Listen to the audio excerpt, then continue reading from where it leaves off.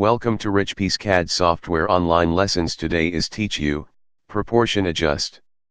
Function drag one or more line in proportion, press shift, cursor will change.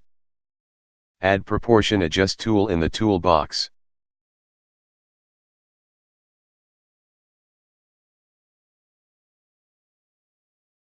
Select this tool, switch to proper cursor, click one point on curve and drag, or drag one group of control point, click key point and drag. Click on blank place, you can see, offset, dialog table. Input adjust value, click OK.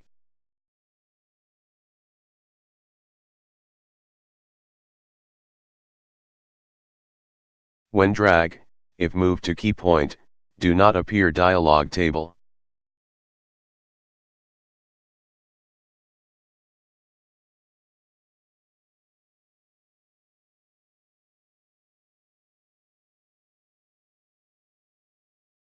When drag, press shift can adjust in horizontal, vertical, 45-degree direction.